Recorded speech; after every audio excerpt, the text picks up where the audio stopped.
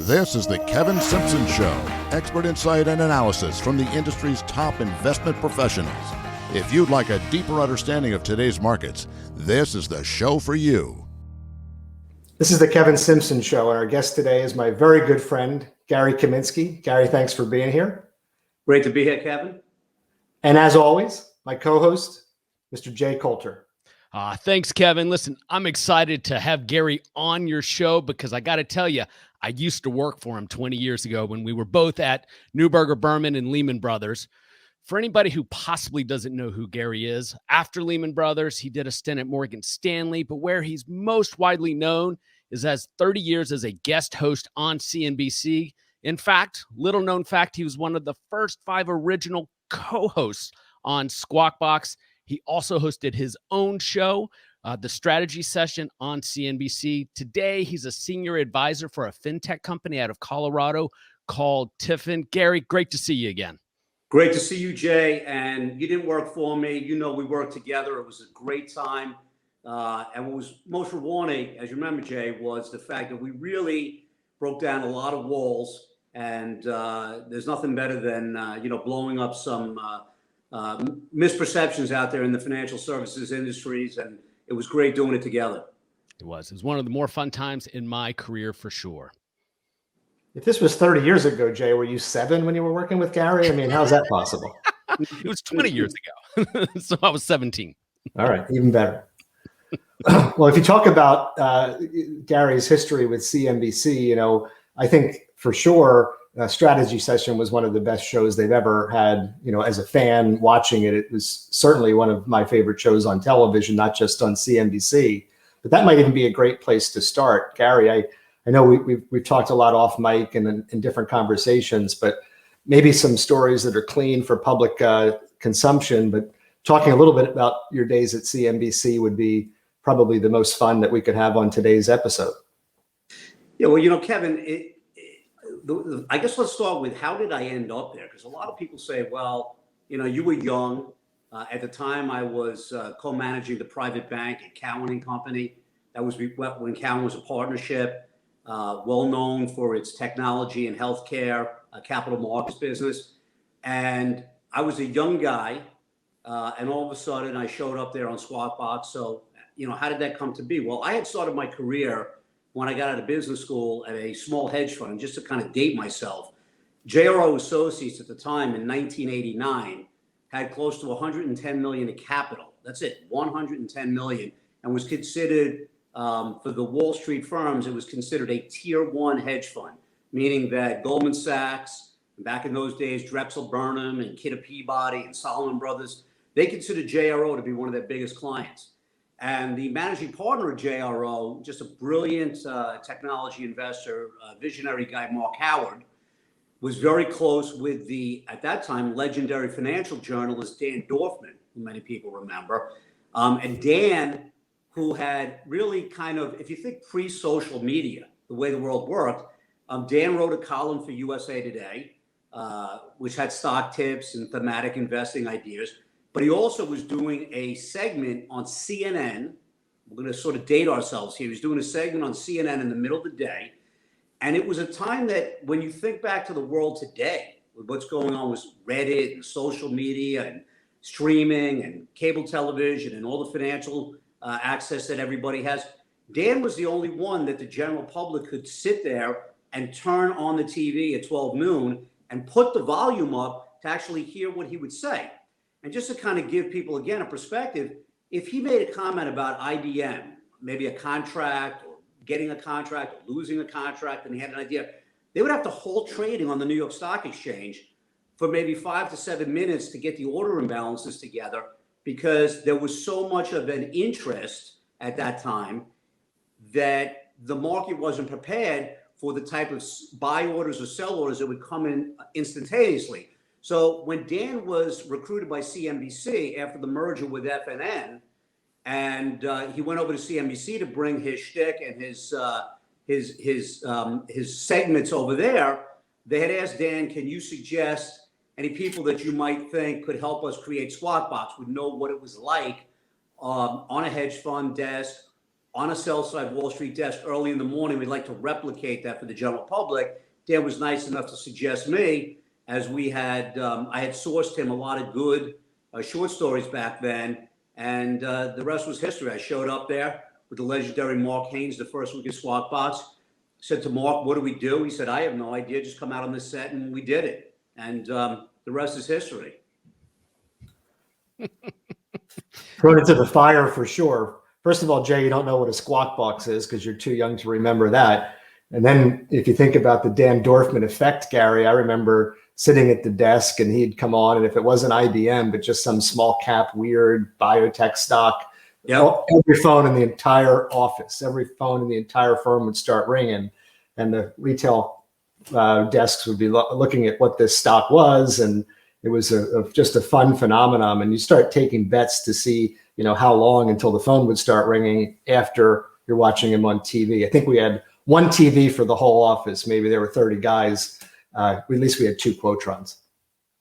Yeah. And what's interesting is that if you think about, again, what's happening today with social media and the idea of, leveling the playing field, and we've heard a lot about that recently in terms of Reddit and Robinhood and all, Dan's whole objective was he felt that he had a responsibility to give the mom and pop investor the same information that, and they weren't even called institutional investors at that time, but that was sort of his mission statement was, I want to try to bring that information to the public.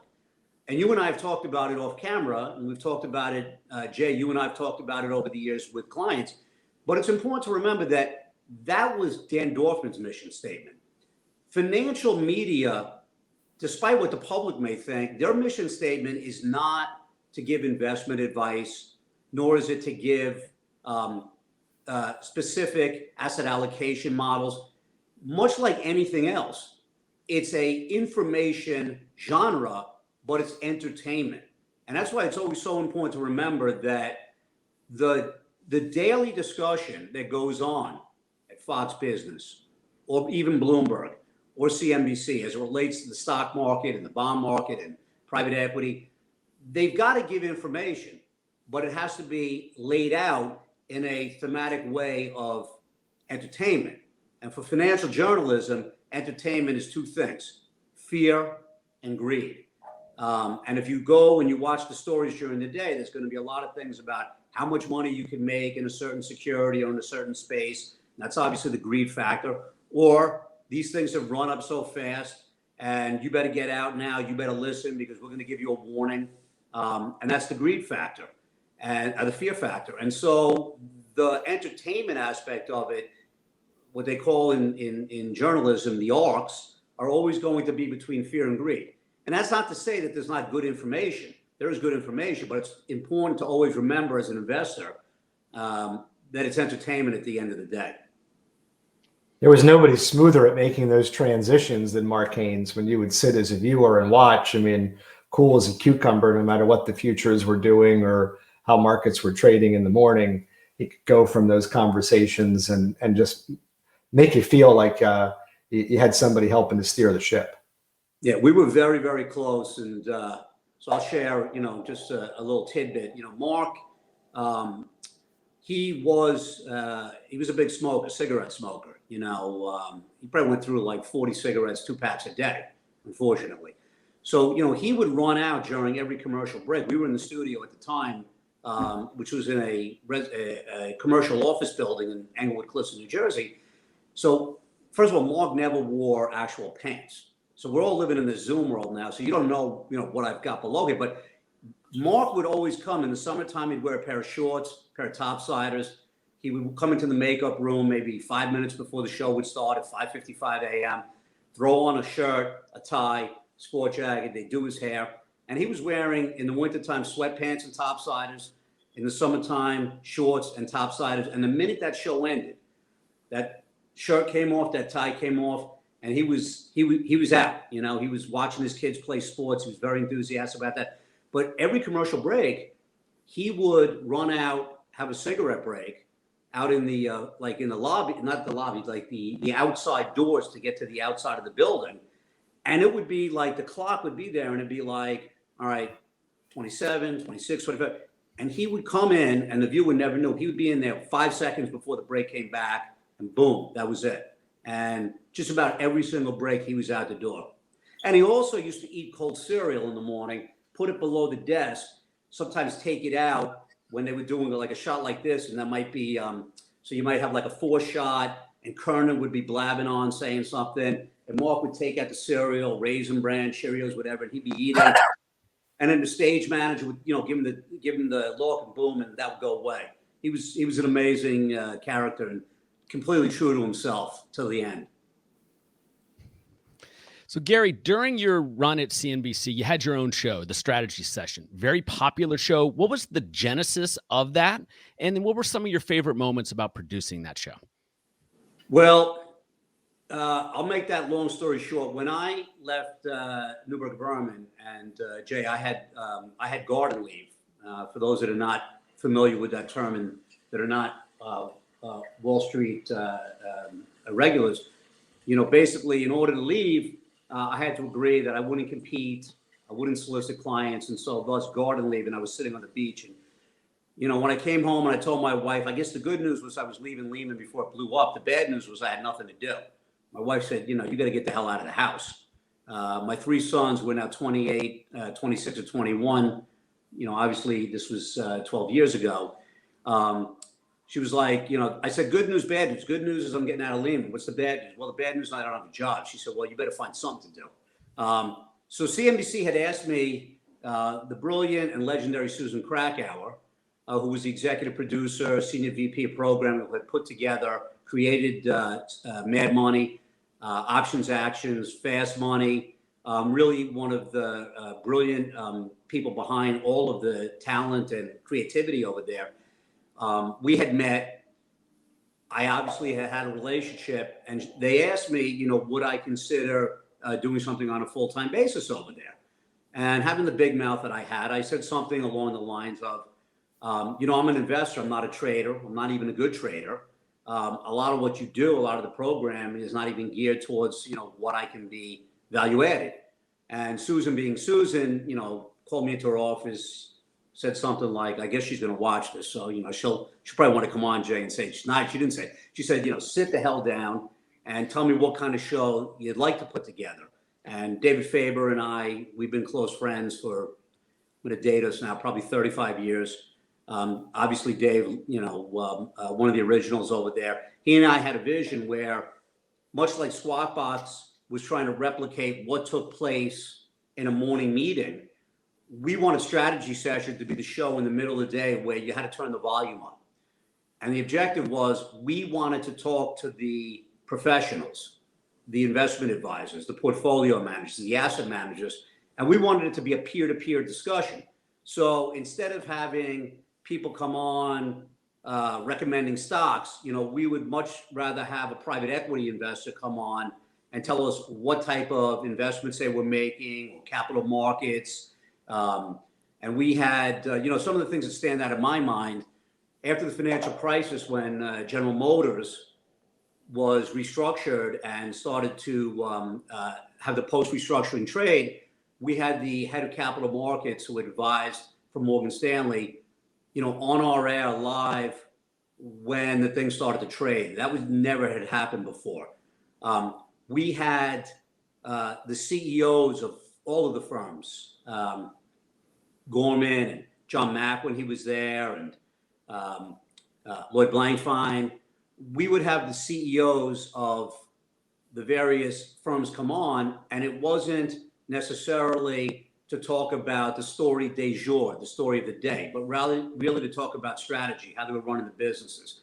The best memory I have is, thankfully, when after the financial crisis and after there had been a lot of real, general public negative publicity about Goldman Sachs, I got the call one day. I was going down to Goldman Sachs as capital markets editor at CNBC to, and at the time, Goldman really wasn't that much in the public, but I had worked with them, and they gave me the opportunity to come down to one of their conferences. And I was just coming down there for a conference to, I don't even remember what it might have been, a technology conference, one of their conferences. We were going to cover the conference. And the night before, I got a call from their media people to say, hey, how would you like to have Lloyd Blankfein on live? First post-financial crisis interview. And that was definitely something I'll always remember. First of all, it was very gracious of Lloyd to do.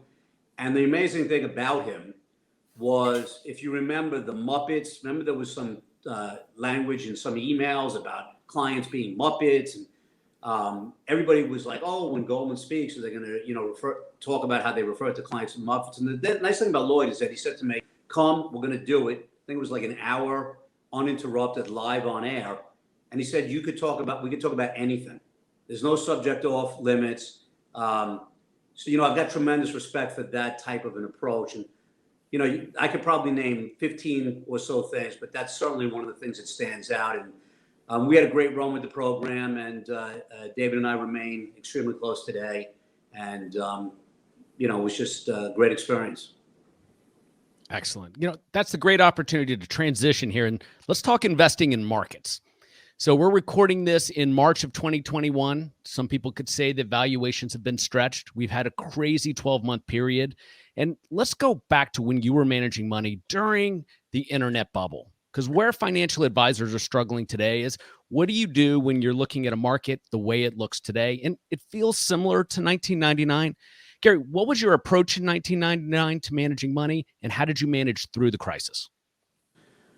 Well, again, we have limited time here, so let's just be real brief about 99, Jay. As you know, we were able to sell, thankfully, a lot of technology stocks very early on, which, by the way, was not a great thing in late 99. In late 99, clients, at one point I thought the business was over because clients told us we were dumb, we were stupid, we didn't understand, it didn't matter. Internet traffic was going to double every month until eternity.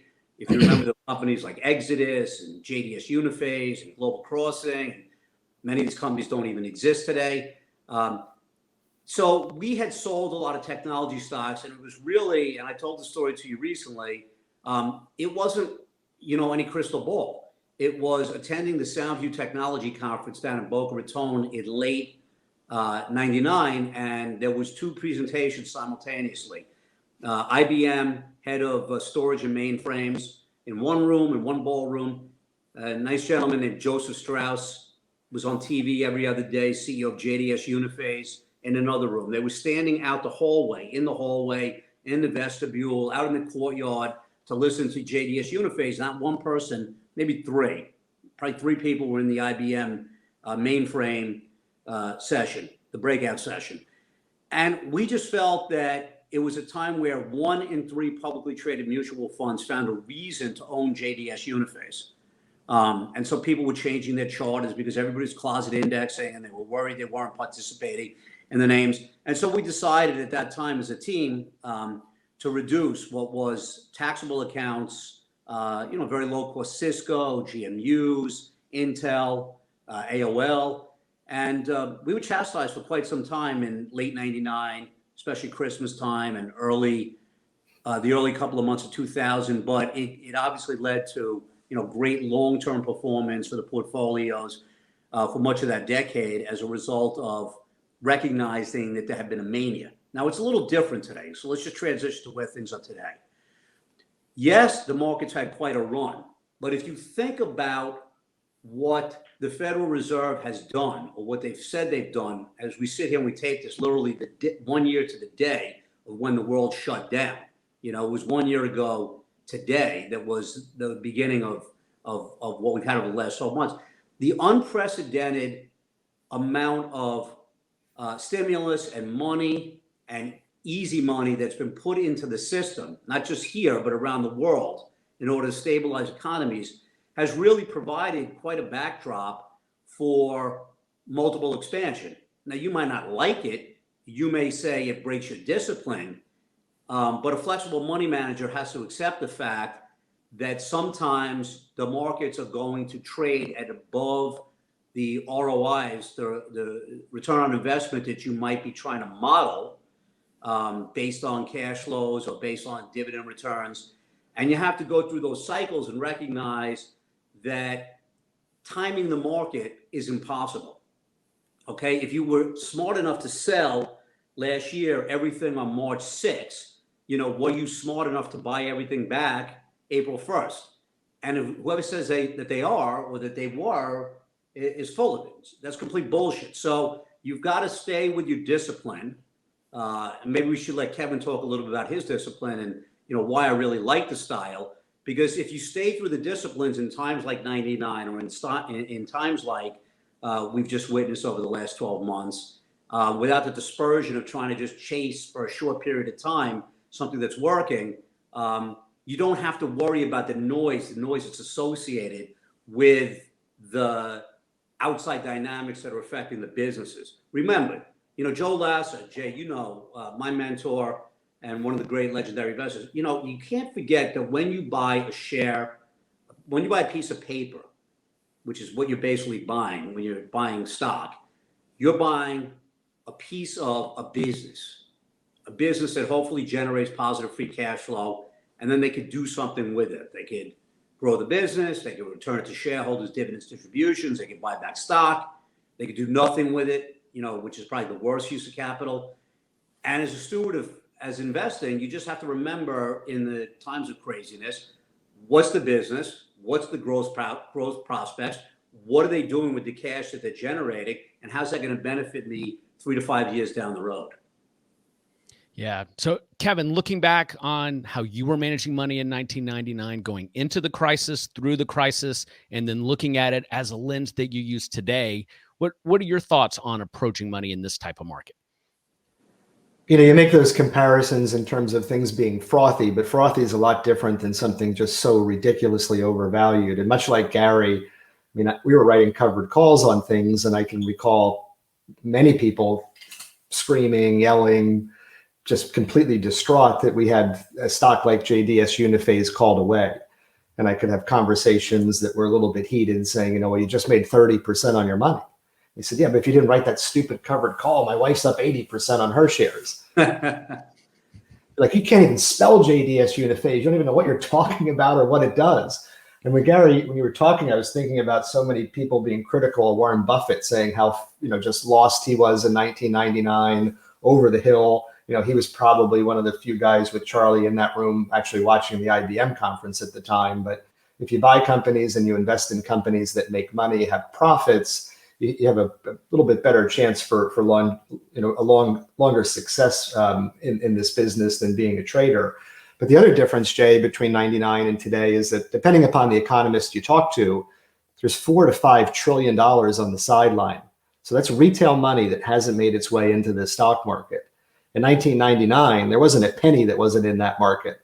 And pretty much with very few exceptions, like Gary, Buffett, and maybe some of the dumb things we did by like buying Merck. I remember somebody yelling at me for that. But the thought process is we're still not at any capitulation bubble. We're not looking at the massive correction till that money finds its way into the market.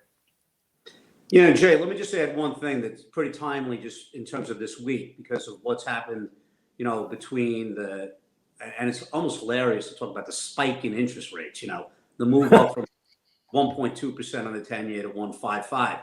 But it's important to remember that the equity market, and now I could say the fixed income market as well, are correctly pricing in a massive recovery later this year.